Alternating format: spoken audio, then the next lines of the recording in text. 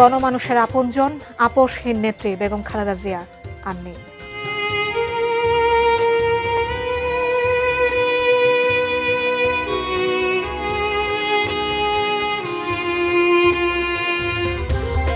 কাল দুপুর 2টায় মানিক মিয়া অ্যাভিনিউয়ে জানাজা, জিয়ার কবরের পাশে দাফন এবং 3 দিনের রাষ্ট্রীয় শোক ঘোষণা। কাল জানাজা, থাকবে ছুটি।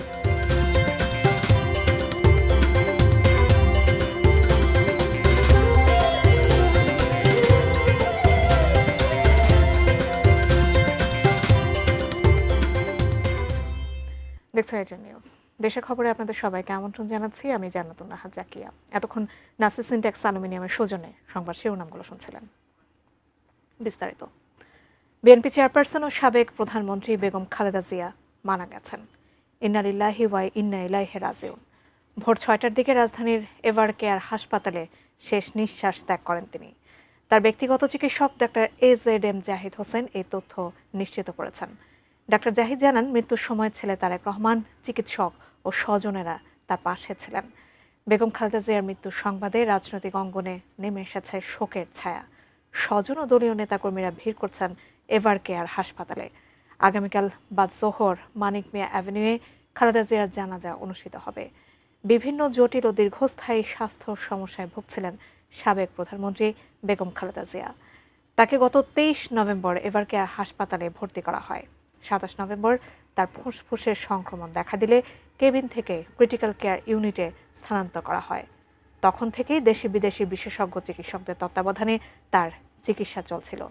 তবে চিকিৎসকদের সব চেষ্টা বিফল করে শেষ পর্যন্ত বেগম খালেদা জিয়া পাড়ি জমান না ফেরার দেশে।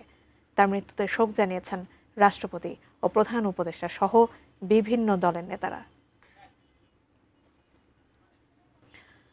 দর্শক, দেশের প্রথম নারী প্রধানমন্ত্রী বিএনপি চেয়ারপারসন বেগম খালেদা জিয়ার মৃত্যুর পরবর্তী খবর আমরা জানবো মনিরুল ইসলাম মিন্টুর কাছ থেকে। তিনি এই মুহূর্তে আছেন এভার কেয়ার হাসপাতালের সামনে। মিন্টু, এখন পর্যন্ত আপনার কাছে আর কোনো তথ্য আছে কিনা? গণতন্ত্রের প্রতীক, আপসের নেত্রী এবং আন্দোলন সংগ্রামের বলা যায় যে আপসের নেত্রী, তাকে শ্রদ্ধা জানানোর জন্য, তার প্রতি আবেগ ভালোবাসার জন্য সকাল থেকেই হাজার হাজার মানুষ এভার কেয়ার হাসপাতালের সামনে জড়ো হচ্ছেন। এবং শুধু নেতাকর্মীই নয়, বিভিন্ন শ্রেণী পেশার মানুষ, সাধারণ মানুষ তারা আসছেন এবং তারা বলছেন যে বেগম জিয়া শুধু বিএনপির চেয়ারপারসনই ছিলেন না, তিনি বাংলাদেশের একটি ঐক্যের প্রতীক ছিলেন। বিশেষ করে 5 আগস্ট পরবর্তী যে সময়ে তার যে বাণী, তার যে বক্তব্য, সেটি বাংলাদেশের মানুষকে উজ্জীবিত করেছিল, সবাইকে একত্রিত করেছিল।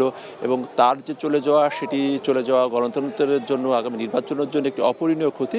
কিন্তু এই শোককে শক্তিতে পরিণত করে আগামীর যে বাংলাদেশ, যে গণতন্ত্রের যে সংগ্রাম, সেই সংগ্রামে তার যে অবদান, সেটি অবিস্মরণীয়। এবং সেটিকে ধারণ করেই সামনের দিকে যে বাংলাদেশ, সেই বাংলাদেশকে এগিয়ে নেওয়ার যে প্রত্যয়, সেই প্রত্যয় তারা ব্যক্ত করছেন।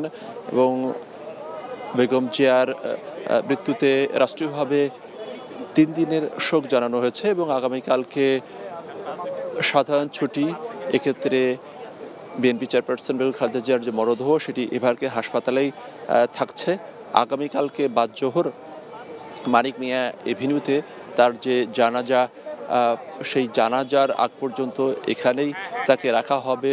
এবং আজ সকালে ভোর 6টার দিকে তিনি যখন চলে যান, সে সময় তার পাশে তার সন্তান তারেক রহমান ছিলেন। এবং বিএনপির নেতাদের কাছে এটি সান্ত্বনা যে তার শেষ সময় তার ছেলে তার পাশে থাকতে পেরেছিলেন। তো এখনও সাধারণ মানুষ আসছেন এবং এভার কেয়ার হাসপাতালে ভেতরে প্রবেশের আসলে সবার সুযোগ নেই। শুধু যারা সিনিয়র নেতৃবৃন্দ কিংবা বিভিন্ন রাজনৈতিক দলের যারা নেতৃবৃন্দ, তারাই ভেতরে যাচ্ছেন। কিন্তু সাধারণ মানুষ আবেগ এবং ভালোবাসায় এভার কেয়ার হাসপাতাল, বলা যায় যে যে এভার কেয়ার হাসপাতালের সামনে তারা অবস্থান করছেন এই শীত উপেক্ষা করেই। মিন্টু, ধন্যবাদ আপনাকে। মনিরুল ইসলাম মিন্টু সংযুক্ত হয়েছিলেন এভার কেয়ার হাসপাতালের সামনে থেকে। আগামীকাল বুধবার দুপুর 2টায় জাতীয় সংসদ ভবনের দক্ষিণ প্লাজায় হবে বেগম খালেদা জিয়ার জানাজার নামাজ। এরপর স্বামী শহীদ রাষ্ট্রপতি জিয়াউর রহমানের কবরের পাশে তাকে দাফন করা হবে। বিএনপি স্থায়ী কমিটির বিশেষ বৈঠকে এই সিদ্ধান্ত নেওয়ার কথা জানিয়েছেন মহাসচিব মির্জা ফখরুল ইসলাম আলমগীর। জানাজা ও দাফনে সবাইকে শৃঙ্খলা মেনে অংশ নেওয়ার আহ্বান জানান তিনি। জানাজার জন্য আমরা স্থায়ী কমিটি সিদ্ধান্ত নিয়েছি যে আগামীকাল দুপুর 2টায় পার্লামেন্ট ভবনের দক্ষিণ প্লাজায় যে মাঠ এবং বাণিজ্য অ্যাভিনিউ এই পুরো অংশ জুড়ে আমাদের নেত্রীর জানাজা অনুষ্ঠিত হবে। এই জানাজা পড়াবেন আমাদের জাতীয় মসজিদের খতিব অর্থাৎ বাইতুল মোকাররমের খতিব। আর এই জানাজায় যে সঞ্চালন করবেন পুরো বিষয়টাকে যিনি সঞ্চালন করবেন তিনি হচ্ছে আমাদের জাতীয় স্থায়ী কমিটির সদস্য জনাব নজরুল ইসলাম খান। বিএনপি চেয়ারপারসন ও সাবেক প্রধানমন্ত্রী খালেদা জিয়ার মৃত্যুতে আগামীকাল বুধবার থেকে 3 দিনের রাষ্ট্রীয় শোক ঘোষণা করা হয়েছে। এছাড়া আগামীকাল তার জানাজার দিনে সাধারণ ছুটি থাকবে। দুপুরে জাতির উদ্দেশ্যে প্রধান উপদেষ্টা অধ্যাপক ডক্টর মোহাম্মদ ইউনূস তার ভাষণে এ ঘোষণা দেন। বেগম খালেদা জিয়ার ইন্তেকালে আমরা গভীরভাবে শোকাহত ও মর্মাহত। তার মৃত্যুতে জাতি এক মহান অভিভাবককে হারিয়েছে। এই গভীর শোকের মুহূর্তে আমি তার পরিবারের সদস্যবৃন্দ, রাজনৈতিক সহকর্মী এবং অগণিত কর্মী সমর্থকদের প্রতি সমগ্র জাতির পক্ষ থেকে আন্তরিক সমবেদনা জানাচ্ছি। বেগম খালেদা জিয়া ছিলেন বাংলাদেশের রাজনীতিতে এক পরম মহিমান্বিত ব্যক্তিত্ব। গণতন্ত্র, বহুদলীয় রাজনৈতিক সংস্কৃতি এবং জনগণের অধিকার প্রতিষ্ঠার সংগ্রামে তার অসামান্য ভূমিকা ইতিহাসে অম্লান হয়ে থাকবে। স্বৈরাচার ও ফেসিবাদের বিরুদ্ধে তার আপসহীন নেতৃত্ব বারবার জাতিকে গণতন্ত্রহীন পরিস্থিতি থেকে উত্তরণের পথ দেখিয়েছে এবং মুক্তির প্রেরণা জুগিয়েছে। এমন একজন মহান দূরদর্শী ও নিখাদ দেশপ্রেমিক নেত্রীর শূন্যতা পূরণ হবার নয়। একই সঙ্গে জাতির এই কঠিন সময়ে আমরা যেন ঐক্যবদ্ধ থাকি। শোকের এই সময়ে কেউ যেন অস্থিতিশীলতা বা নাশকতার অপচেষ্টা চালাতে না পারে, সে বিষয়ে আমি সবাইকে সজাগ থাকার আহ্বান জানাচ্ছি। প্রিয় দেশবাসী, সাবেক প্রধানমন্ত্রী বেগম খালেদা জিয়ার মৃত্যুতে আমি 3 দিনের রাষ্ট্রীয় শোক এবং আগামীকাল তার নামাজে জানাজার দিনে একদিনের সাধারণ ছুটি ঘোষণা করছি। দেশের খবরে একটা বিরতি নিয়ে ফিরছি, আমাদের সাথেই থাকুন।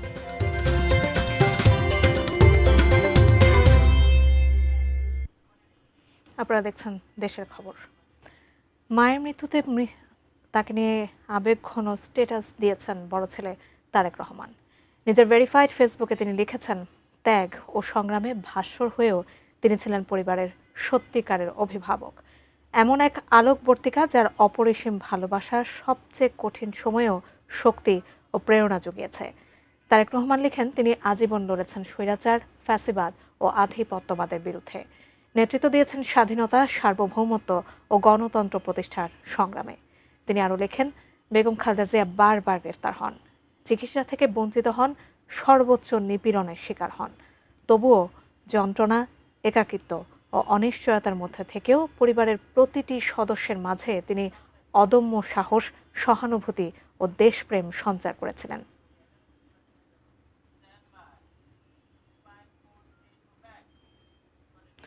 বেগম খালেদা জিয়ার মৃত্যুতে সারা দেশে চলছে শোক কর্মসূচি। রংপুর থেকে এই বিষয়ে বিস্তারিত জানিয়েছেন প্রতিনিধি শাহরিয়ার মিম।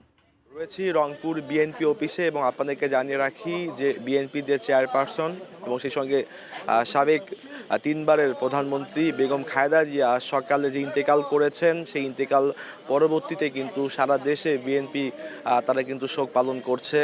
আমরা এই মুহূর্তে বিএনপি অফিসে রয়েছি। বিএনপি অফিস থেকে আপনাদেরকে দেখাচ্ছি যে এখানে কিন্তু দোয়া এবং মোয়াজাত সেটি কিন্তু চলছে। তার আগে আমরা এখানে দেখেছি নেতাকর্মীরা এখানে এসেছে, তারা কিন্তু শোক প্রকাশ করছে।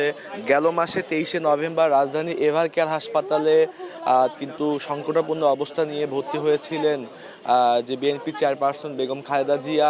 তারপরে কিন্তু দীর্ঘদিন তিনি কিন্তু চিকিৎসাধীন ছিলেন। সর্বশেষ কিন্তু আজ 30শে ডিসেম্বর ভোরবেলা কিন্তু তিনি ইন্তেকাল করেন ইন্তেকাল পরবর্তী আমরা দেখতে পাচ্ছি যে বিএনপি আর পক্ষ থেকে কিন্তু এখানে কিন্তু কোরআন খতম সেটির কার্যক্রম কিন্তু চলছে এবং সেই সঙ্গে কিন্তু এখানে দোয়া মোনাজাত সেটি কিন্তু চলছে। সবকিছু মিলে রংপুর যে বিএনপি যে পরিবার রয়েছে, বিএনপি সংগঠন নেতাকর্মীরা রয়েছে, সবাই কিন্তু এখানে শোকাহত হয়ে পড়ে। দর্শক, আরও একটা বিরতির পর ফিরছে, আমাদের সাথেই থাকুন।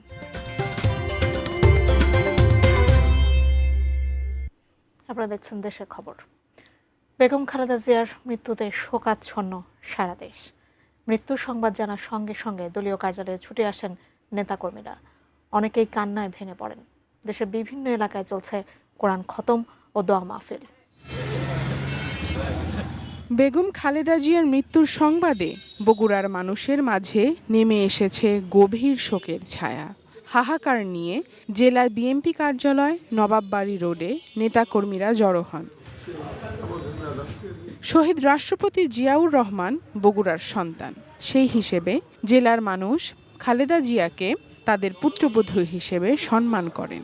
বগুড়া একাধিক আসন থেকে নির্বাচন করে বিজয়ী বেগম খালেদা জিয়া রাষ্ট্র পরিচালনা করেছেন। খালেদা জিয়ার পৈতৃক বাড়ি ফেনীর ফুলগাজী সদর ইউনিয়নের দক্ষিণ শ্রীপুরে। সেই মজুমদার বাড়িতে ছুটে এসে অভিভাবক হারানোর বেদনায় কাঁদছে সর্বস্তরের মানুষ। ফেনী 1 আসন থেকে 5 বার সংসদ সদস্য নির্বাচিত হয়েছিলেন বেগম খালেদা জিয়া। কীর্তিমানের মৃত্যু নেই, মরিও সে অমর। তার জন্য আমরা দোয়া করি, উনি যেন ব্যস্তবাসী। ওনার মতন দেশপ্রেমিক নেত্রী দ্বিতীয়বার জন্মগ্রহণ করিবে, আমার মনে হয় না 100 বছরে এরকম নেত্রী আসবে। চট্টগ্রামে বিএনপি দলীয় কার্যালয়েও শত শত নেতাকর্মীর ভিড়। কোরআন খতম ও মিলাদ মাহফিলের আয়োজন করা হয়েছে সেখানেও।